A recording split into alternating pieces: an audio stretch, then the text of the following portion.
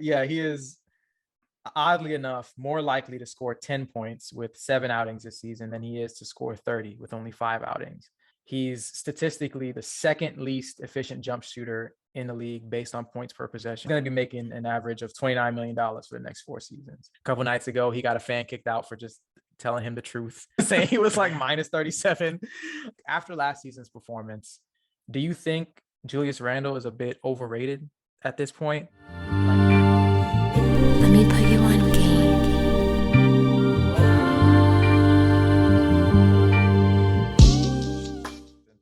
Yeah. But let's hit a little closer to home for you.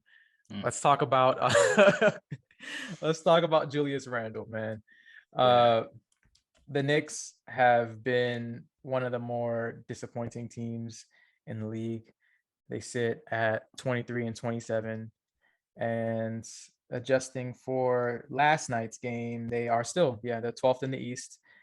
And I think they're vying with the Hawks for who's the most disappointing team in the league this season. They're 4-6 over their last 10. Randle over that span is averaging 15, 9, and 6 on 38% from the field and 26% from three, with almost 4 turnovers per game. I don't know why I got so somber. It's just tough reading this. But he is oddly enough more likely to score 10 points with 7 outings this season than he is to score 30 with only 5 outings.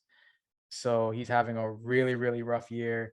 He's statistically the second least efficient jump shooter in the league based on points per possession. I think Shai Gilgeous-Alexander is first, but he's carrying the load for OKC. So, I mean, that makes sense that he's taking a lot of bad shots, even despite his talent. But Randle is going to be making an average of $29 million for the next 4 seasons.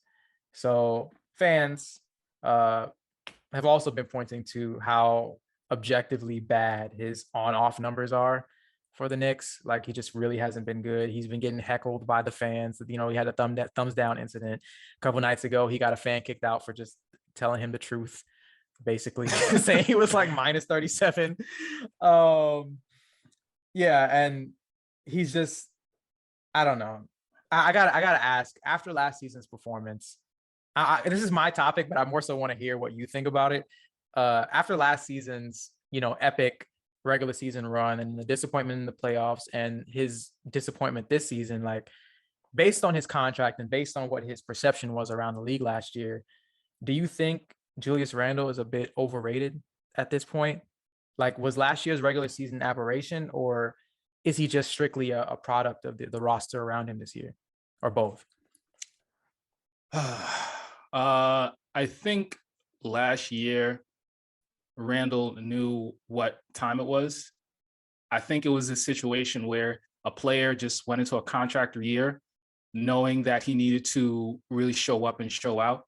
And as a result, he has laid back this year because he got his bag. He has his guaranteed money. If he gets traded, he gets traded. It doesn't matter. He's going to get paid. And so with that, as well as the fact that we just got some questionable pieces around him that exposed his defensive effort a little bit. Whereas last year, I thought he kept up his defense and had to be, above average, but just solid.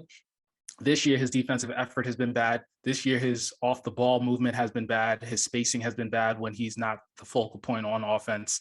His decision-making is poor.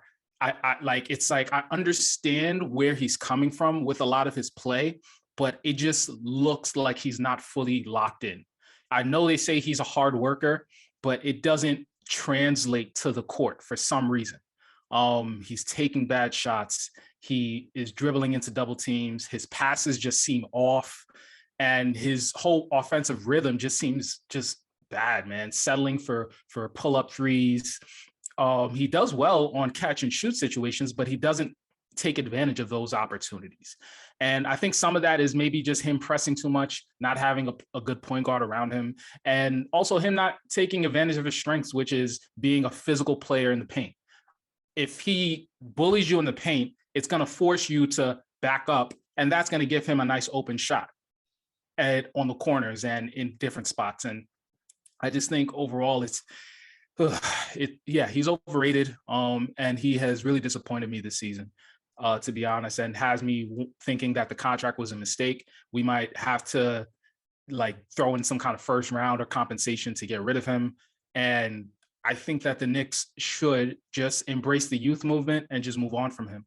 When I look at the disparity between his play and Obi Toppin's play, it's not that Obi Toppin is a better player than him. I think Randle is a better player than him. Is that Obi Toppin just gives effort. He's running up and down the court. He's competing defensively. He's a consistent lob threat, even though he's just never gets accurate passes from the guards. He goes up and catches it. And he tries. He tries. You know, and this is Toppin. And when you contrast that with Randle, it's like, oh, the common denominator here is just effort. It just comes down to effort. Randle got the bag, and he's like, hey, I don't got to give effort. And that shows in his mind, his on and off the court numbers. And I think that with all the criticism of the Knicks starting lineup this season, it has to start and end with Randle. A lot of blame was placed on Kemba, but Randle, as the leader of the team, if you're not holding up your end of the bargain, if your hard work isn't translating onto the floor, you have to look at yourself in that regard and say, what am I not doing enough of, and do more of those things. And unfortunately, it's just looking bad right now. Thankfully, RJ is looking better recently, so I have something to be hopeful about for this season. But otherwise, it's looking rough. I think Vegas got it right, and it pains me to say that. I just had to let you get that out. I had to let you vent your frustrations about Julius Randle, because it's tough. I really do wonder what's going on with him, because I mean, yeah, it does seem like he did get the bag and kind of relax and take his foot off the gas, but I don't know, like as great as he was last year, like I know he's not this bad. So like I don't know what's going on. I have no idea. Like it might be mental. Maybe he's just in his own head about the booze, or maybe the pressure of playing in New York is kind of starting to get to him because of the expectations coming off last year, or the expectations of a new contract. I mean, that's the thing with players. A lot of times when they get the money, like they feel like they got to play up to whatever money they have now, and they kind of psych themselves out. So I don't know, Julius, you got to figure it out though, bro, because the Knicks could be a way better team. I think they kind of rise and fall with what he does, and he hasn't been doing it. So I don't know. Let us know in an email. Let us know in the comments what you think about Julius Randle and what the Knicks should do with his contract. If it's going to be tradable or not tradable, or should they keep him and push, or should they just, like Sudgy said, embrace the youth movement? But